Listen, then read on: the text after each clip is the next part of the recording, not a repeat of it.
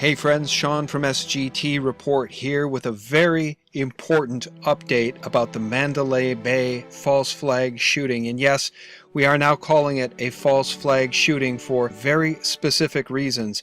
And first, I want to give credit, and I will give credit in this video, to multiple truther YouTube channels. This is why the alt media exists, and this is why the truth media, the alt media, will remain the only true media in this country, because the corporate media will not tell you the truth about these events. Number one, lone gunman Stephen Paddock. Again, how convenient, he's dead, as is the case so often in these shooting incidents. Think no further than Adam Lanza and Sandy Hook. Dead men tell no tales. Number two, his brother has been interviewed and immediately said he cannot even fathom his brother Stephen doing this because, quote unquote, Stephen was not a gun guy. Number two, he said Stephen had no military experience. Number three, he said, how could his brother even obtain automatic weapons? Which is a very, very good question when one takes into account the fact that to obtain automatic weapons, you typically need to be a gun guy who's willing to undergo multiple background checks that can take upwards of a year. And the other point that needs to be asked is, how could this 64-year-old man smuggle these weapons, automatic weapons, into a place as highly defended as a Las Vegas casino? We need to see video of alleged shooter Stephen Paddock walking in to Mandalay Bay with hundreds of pounds of gear, automatic weapons, and the ammunition necessary to pull off what he's alleged to have pulled off. Not an avid gun guy at all. The fact that he had those kind of weapons is just... Where the hell did he get automatic weapons?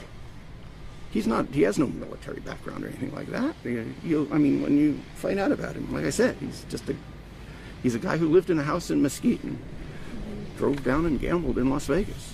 Another point, with credit to Truth Warrior's YouTube channel, an Hispanic lady was escorted out of the concert grounds by security 45 minutes before the concert started, telling people that you're all going to die. Here's an eyewitness account. I mean, were you thinking, oh my gosh, this woman told us that before we left? Yeah, I thought it had a positive correlation to it. Like, obviously she was telling us that either to tell us, to warn us, or to tell us that we were all going to die, and she was part of it. So okay, so they want the description of this woman. Describe to me what this woman looked like.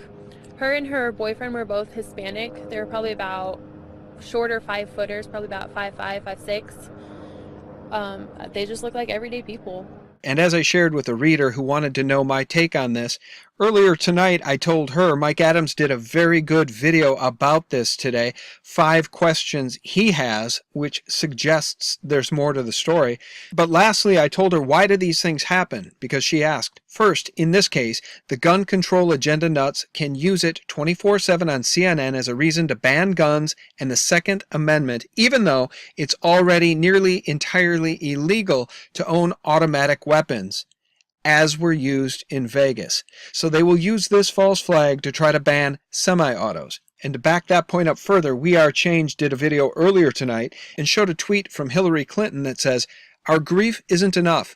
We can and must put politics aside, stand up to the NRA, and work together to try to stop this from happening again." Let me be very clear.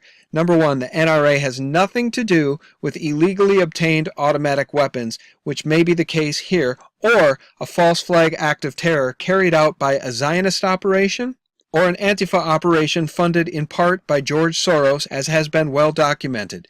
Hillary Clinton, being the Rothschild sellout she is, will use this, as I said, to try to ban guns and take down the NRA. Now, for the most important evidence of this being a false flag, I want to play this video almost in its entirety from Jake at End Times News Report, who does an outstanding job day in and day out delivering real news, truthful news to the American people. So be sure to subscribe to End Times News Report and these other excellent YouTube channels I've already mentioned. As Jake documents here in this must-see, must-be answered by the mainstream media and law enforcement video, this is clear evidence of a shooter on the 4th floor, And as the official story tells us, the alleged shooter, Stephen Paddock, was on a floor much higher. I believe it was floor 32, and he was killed by law enforcement. So now we need law enforcement and the mainstream media to address this video, which clearly shows a shooter on the 4th floor of Mandalay Bay. It seems like it's coming from up there. Oh shit,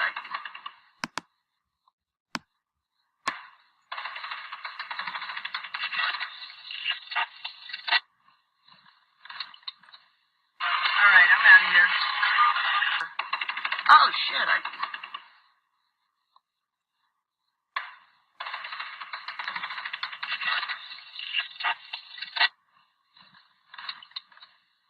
Alright, I'm out of here.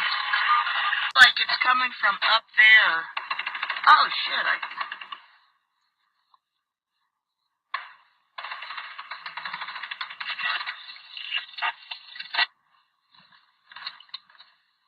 Alright, I'm out.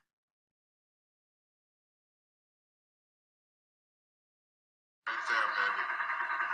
That's the 4th floor, not the 32nd.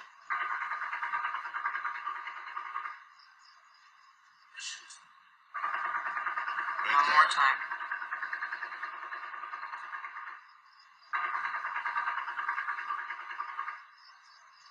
And notice the sound is off with the light because he's filming from a throw distance. Units now advising no force probe teams into Mandalay Bay. There's possibly another suspect on the 4th floor. There's possibly a suspect on the 4th floor, for which now there is clear video evidence proving that that was the case. For real news 24/7, be sure to subscribe to wonderful YouTube channels like End Times News Report, We Are Change, Truth Warriors, and Mike Adams at Natural News, and also SGT Report, the corporate propaganda antidote 24/7. Please share this video news report with everyone you know. It's high time we, the American people, stand up and take back our republic and jail the people responsible for these acts of false flag terrorism.